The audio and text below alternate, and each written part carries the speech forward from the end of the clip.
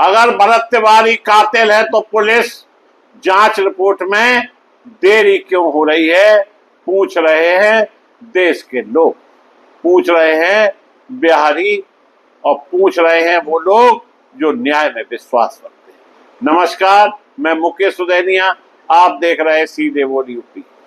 17 जून 2026 को बिहार के भोजपुर जिला के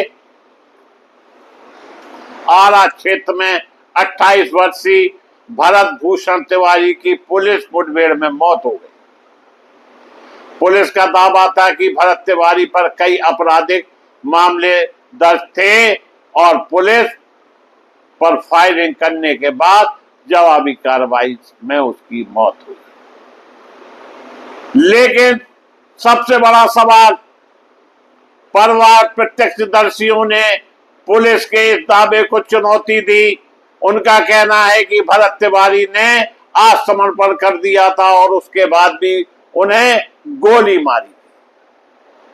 घटना से पहले किए गए कथित फेसबुक लाइव वीडियो और वायरल वीडियो की क्लिप्स ने इस मामले में पूरे देश में चर्चा का विषय बना दिया। क्या उन पुलिस वालों पर सख्त कार्रवाई होगी जिनके द्वारा इस तरह का कृत्य किया गया और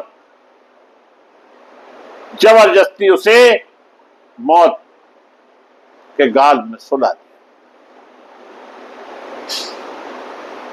पोस्टमार्टम रिपोर्ट में क्या सामने आया दोस्तों, यह हकीकत भी हम आपको बताते हैं।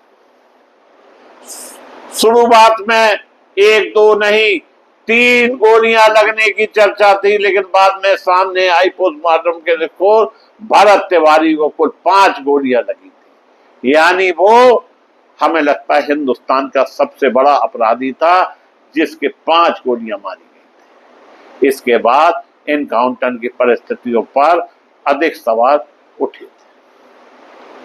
एक तरफ देश में हमारे देश के प्रधानमंत्री कहते हैं कि बिहार में जंगल राज चल रहा था, उसे समाप्त करने के लिए बहनों भाइयों मुझे वोट। आज मंगल राज चल रहा है कि जंगल राज चल रहा है, सबके सामने है कि पुलिस किस तरह से इनकाउंटर दिखा रही है। सरकार ने अब तक क्या कार्रवाई की है और क्या लीपापोती की है, यह भी हम आपको बताते हैं।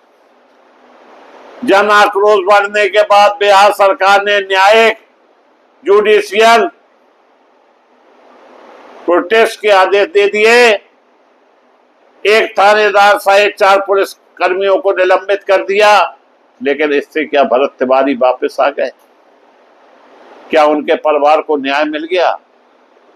संबंधित पुलिस अधिकारियों के खिलाफ FIR दर्ज होने की जानकारी भी सामने आई है। जांच पूर्ण होने तक प्रशासनिक कार्रवाई जारी रखने की बात कही है। मामले में तत्कालीन SDPO राजेश वर्मा का नाम भी जांच में दायरे में आया है। बाद में उन्हें उनके पद से हटाकर दूसरे अधिकारी की नियुक्ति की गई। मीडिया रिपोर्ट में यह भी उल्लेख है कि राजेश वर्मा पहले भी एक पुराने विवादित एनकाउंटर मामले में आरोपों का सामना कर चुके थे। हालांकि उन मामलों की कानूनी स्थिति अलग है। अदालत में क्या हुआ यह भी बताते हैं दोस्तों हम आपको। भरत तिवारी के परिवार ने सुप्रीम कोर्ट में CBI जांच की मांग करते हुए न्यायिक याचिका दायर की। हाल में ही सुप्रीम कोर्ट ने इस याचिका पर तत्काल सुनवाई से इनकार कर दिया। अदालत ने याचिकाकर्ताओं को उपलब्ध कानूनी प्रक्रिया अपनाने के संकेत दिया। इसका अर्थ यह नहीं कि अदालत ने इनकाउंटर को सही या गलत घोषित किया, केवल तत्काल CBI जांच के अनुरोध पर राहत नहीं दी गई। इस घटना के बाद बिहार में व्यापक विरोध प्रदर्शन हुआ। विपक्षी दलों ने इसे कथित फर्जी इनकाउंटर बताते हुए सरकार से जवाब मांगा, जबकि सरकार ने कहा कि न्यायिक जांच निष्पक्ष होगी और दोषी पाए जाने वालों पर कार्रवाई की जाएगी। जेडीयू के वरिष्ठ नेता अशोक चौधरी ने भी पुलिस की कार्रवाई और एसपी स्तर पर सवाल उठाए। भरत तिवारी के पिता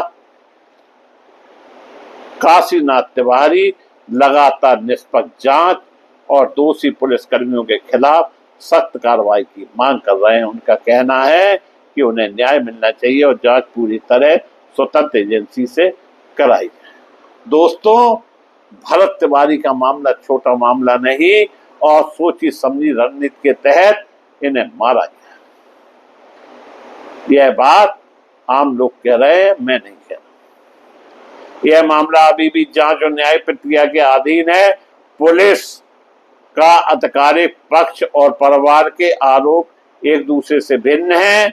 अंतिम निष्कर्ष न्यायिक जांच और अदालत के निर्णय के बाद ही स्पष्ट होगा।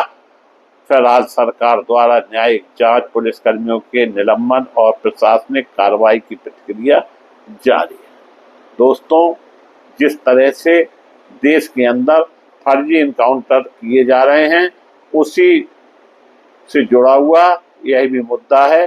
देखना यह है कि भरत तिवारी के परिवार को कब न्याय मिलता है। इसी के साथ हम अपने शब्दों को विराम देता हुआ पुनः आप सभी को धन्यवाद देकर अपनी बात समाप्त